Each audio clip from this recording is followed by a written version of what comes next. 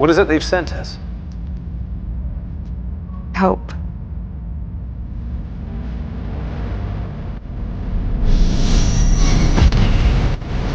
Can a galaxy far, far away be a force to be reckoned with again? Find out next at Mark at the Movies.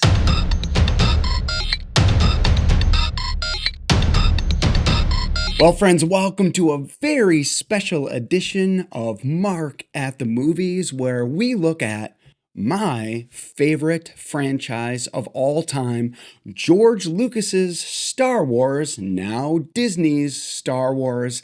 And, well, let's face it, Star Wars in the last several years has not been up to par as far as fans and critics go. So, how can Mark fix Disney's Star Wars problem? And I have a few ideas about that. So, let's be clear. While my favorite three films, I believe the original trilogy of Star Wars films is single-handedly the greatest trilogy in the history of movies, the franchise has really lost its way in the Disney era of Star Wars. I think most fans can agree. There have been a few pretty big hits, but mostly they've been misses. Rise of Skywalker and the Acolyte. I'm looking at you. Somehow Palpatine returned. Blech. So, but we can all mostly agree that Mandalorian Season 1, Mandalorian Season 2, also Rogue One, and then also, I'm going to even say The Force Awakens and Andor have probably all been very big hits and culture hits for the Star Wars franchise. And you could pretty much take all the rest and mostly flush it down the toilet. There's been some hits-ish here and there, but those are the ones that can widely be accepted as the ones that are good. So here's my ideas to be able to bring Star Wars into a new era of force hoping, and here we go. Number one, wipe the slate clean. And what does wipe the slate clean mean? That means that, well, we got the announcement just a few weeks ago that Kathleen Kennedy, the president of Lucasfilm, is going to be stepping down from her role as the lead of Lucasfilm, the head honcho. She might still be around in some capacity, but she will not be making the decisions anymore. So naturally, that's a good place to wipe the slate clean. And whoever Disney chooses, that's up to them.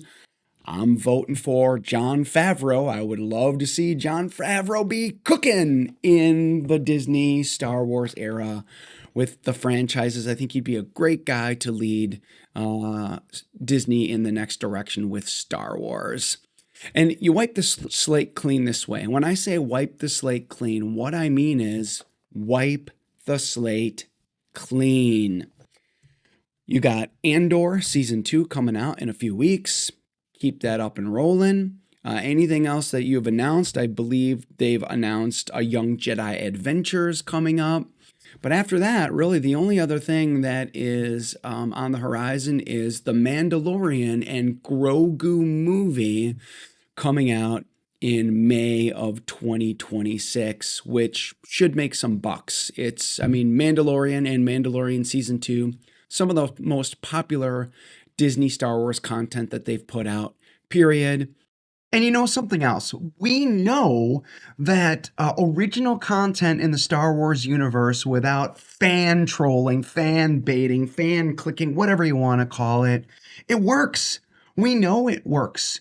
You don't have to put in all of these different nostalgia baiting things with Star Wars and throw in Chewbacca and Yoda and young Lando and whatever. You don't have to do that because The Mandalorian Season 1 worked in the Star Wars universe with brand new characters that they built on relationships and a gritty world, and here and there they would throw little Easter eggs if you were really paying attention, but it wasn't the heart of the story. The reason that The Mandalorian worked is the story was excellent.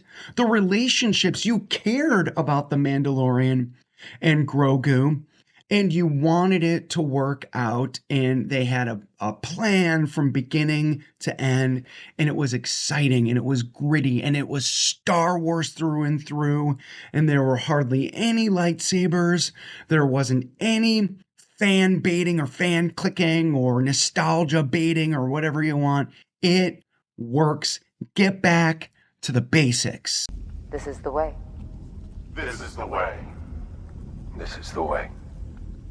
Here's how you move forward with that. You just say, you know what? We're going to have a fresh perspective, and we're going to go back to the drawing board and not pursue anything that we've done, whether it's another Ahsoka season, whether it's another Obi-Wan Kenobi season, whether it's another Clone Wars season. It doesn't matter. All that stuff goes away, fresh slate, you're done. And this is what they do next. Number 2, give fans what they want. Every Star Wars fanatic has always wanted to see Luke Skywalker in his prime. Make a television show, throw all the money at it, throw all the scriptwriters at it, and make it the Luke Skywalker Chronicles, and recast Luke.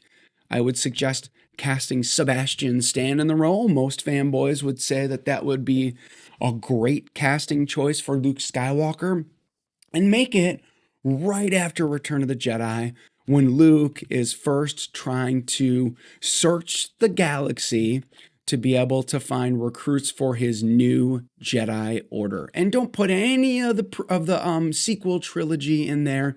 Make it a standalone with Luke searching the galaxy for different people, species, whatever, that have force-sensitive powers that could join his new Jedi Academy, and some dark force maybe following him or something like that.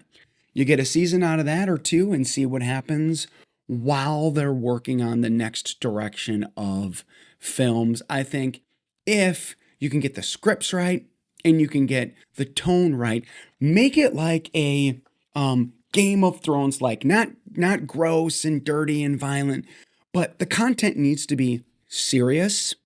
It needs to look good, and make them longer episodes. Make them 50 minutes to, 70 minutes long, and have a serious film tone to it with an excellent actor like Sebastian Stan. Then you can still get, Yoda cameos as a Force ghost. You can get Chewbacca cameos. You could get, some Han Solo and Leia cameos, stuff like that. I think fans would eat it up if it was done right, and that would stem the tide from all the television content for a few years while they recoup. Number 3. Then, for the films, you plan out a new trilogy completely separate of the Skywalkers. You have this small period of time. What is it? There's bigger fanboys with the stats out there. You could probably put it in the comments, but what is it, like 30 years that the entire 9-film arc goes, or 40 years, something like that?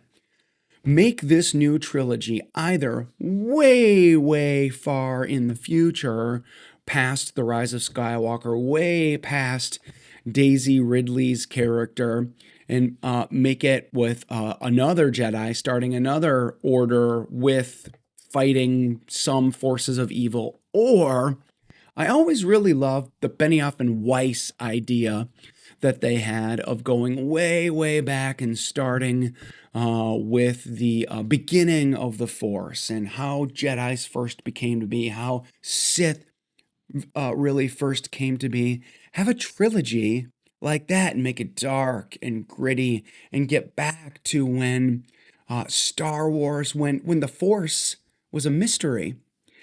Bring back the mystery of the Force. Bring back that lightsabers matter. No longer can people get run through and then you just put a band-aid on it and all of a sudden it doesn't matter. You know, the mystery of what a Sith is, the mystery of what it means to be a Jedi, and then do it right.